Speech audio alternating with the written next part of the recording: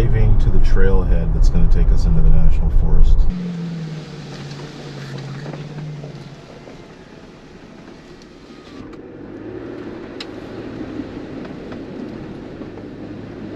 Today, we're going on a 4-day overlanding trip organized and led by Calvary Overland. Calvary Overland is a North Texas-based overlanding, off-roading, 4x4, and camping community. They host monthly meetups, and they lead quarterly adventures like this one.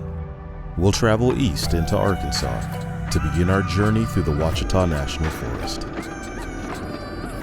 As we make our way to our first campsite, we'll explore some trails and stop to appreciate the beauty that the Ouchitas National Forest has to offer.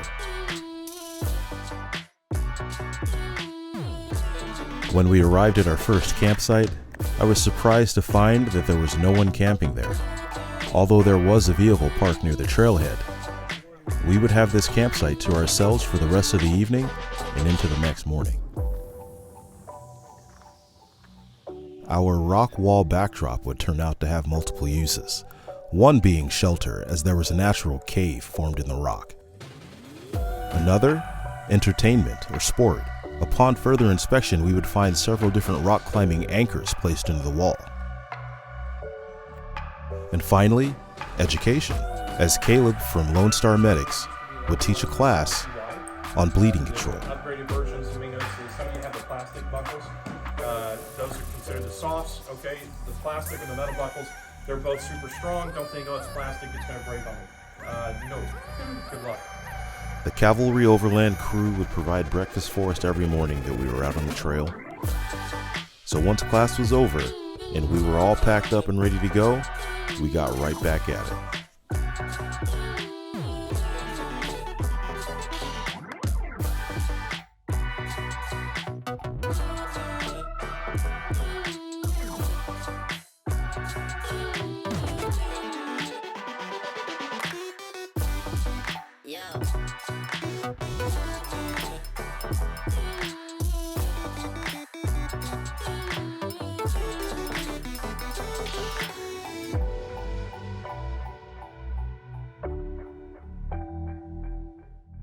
Okay, so we are day 2, the morning of day 2. We had a little 2-hour introduction to the Stop the Bleed class that Caleb puts on, and I'll give you a link to Caleb's website and company later. We are now getting ready to head out. We're just waiting for a couple more vehicles to finish loading up. Then we're gonna start cruising off to our next. Paul, do we have everyone in the rigs moving? Our next campsite.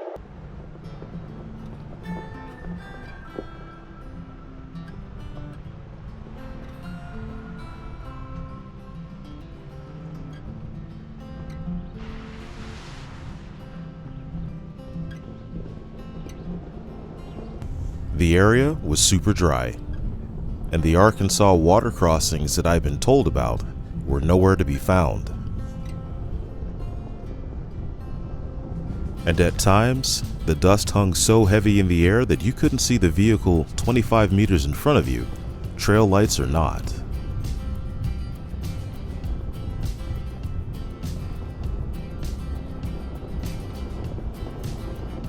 And to tell you, if you've ever heard anybody describe the dust, or the moon dust, if you will, in the Iraqi desert, you know, where Al-Assad Air Base is, it reminds me of driving the perimeter roads.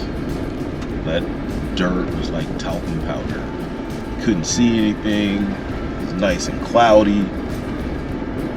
If anybody was following you, they wouldn't be able to see you. Lights on or off, didn't matter. That's what this reminds me of. And as we got closer to our second night's campsite, we would increase in altitude and have a welcome reprieve from all of this thick, heavy dust.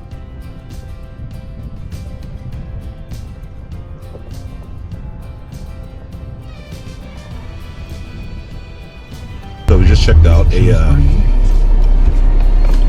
So we just checked out a campsite. A big old open space. It's kind of overgrown, like really high grass. Probably a pretty good chance of chiggers or snakes. I saw a scorpion last night in the last campsite, so, and a centipede. There were several scorpions last night. So we're gonna head about 30 minutes down the trail to another campsite, another open area like this. And a little while later, we would arrive at our alternate campsite for our second night on the trail. And once everyone had their sleeping arrangements taken care of for the evening, the fire was started and dinners were made, and we would settle in for the rest of the night. And for those of you that stuck around to the end, thanks for watching. If you liked it, go ahead and hit that like button. And while you're at it, you should hit the subscribe button too. Part 2 to this trip will be coming out soon. Thanks again, and we'll see you next time.